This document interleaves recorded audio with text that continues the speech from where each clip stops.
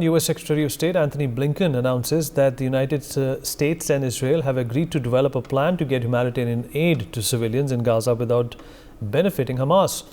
And after the surprise attack of Hamas on Israel, the Israelis have cut off supplies of essentials like food, electricity, fuel and water to Gaza.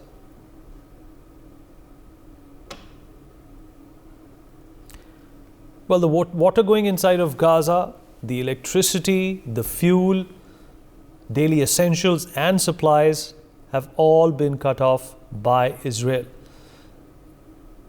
Prime Minister Benjamin Netanyahu has also concluded in a very recent statement that his plan is to not target civilians. His plan is to get rid of Hamas once and for all. Mr. Sanjeev Srivastav, international affairs expert, with us on the program to talk more about this. Mr. Srivastav, do you think that there is perhaps a bipolarity which is being developed at this point in time, considering what's going on in Gaza and how the people of northern Gaza are displaced? They have nowhere to go. There is a sea on their right hand side, Egypt on their south, which is not going to allow them. And then, of course, you have Israel on the left and a river which they might cross to get into Israel. What kind of a conundrum and predicament is the world community staring at this point in time? Because obviously, nobody's saying that Israel does not have the right to exact some sort of a retribution for what happened. But there are people on the other side as well who are absolutely innocent. Yes, Vinit, I think certainly that is a matter of real concern. And I think international community is obviously very much worried about the plight of civilians. Obviously, they are facing humanitarian crisis, and that is a fact. And that is a fact which is being very well recognized by whether it is Israel or United States of America or other countries. And we are all watching the kind of difficulties these civilian population, innocent people are facing at this point of time.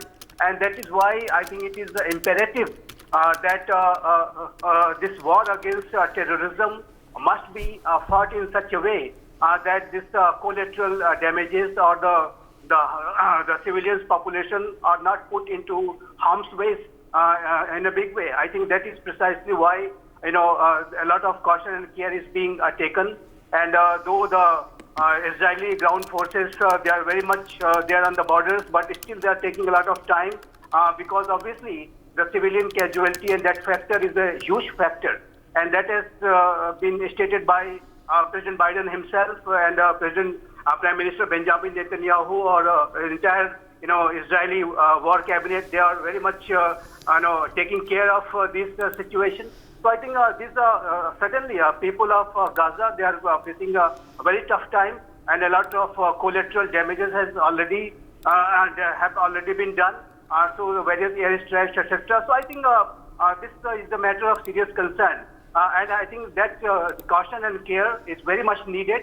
And I am sure that when Israel will be launching this operation, they will take best caution and care with regard to safety and security of the personnel. And that is why I know the proposal had come from the United States of America side to create safe zones in southern Gaza, so that in those areas there will not be any military operation, and food, shelter, medicine, etc. will be taken care of, and people will be there on the safe location. So I think all such options are being explored.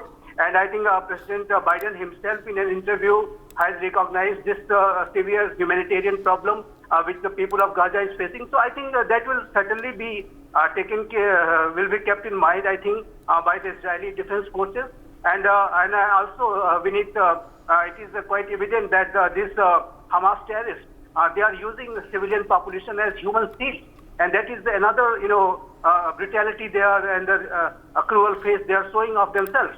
So I think the situation is quite complex, and that is precisely why Benjamin Netanyahu, the Prime Minister of Israel, has clearly stated that this war is going to be a complex war. This war is going to be a long war because when the forces will operate, they will have to, take care of the civilian population, and they will have to distinguish who is Hamas, who is not, and that process might take a lot of time. And it is a complex operation. So I think that is the fact beneath. I think, but having said that, let me say yet again that this the kind of attack Israel has faced from a terrorist Hamas, I think it is imperative also at the same time for Israeli defense forces to carry out, a final, operation and assault against Hamas, so that they do not dare, and such organizations do not dare to carry out such.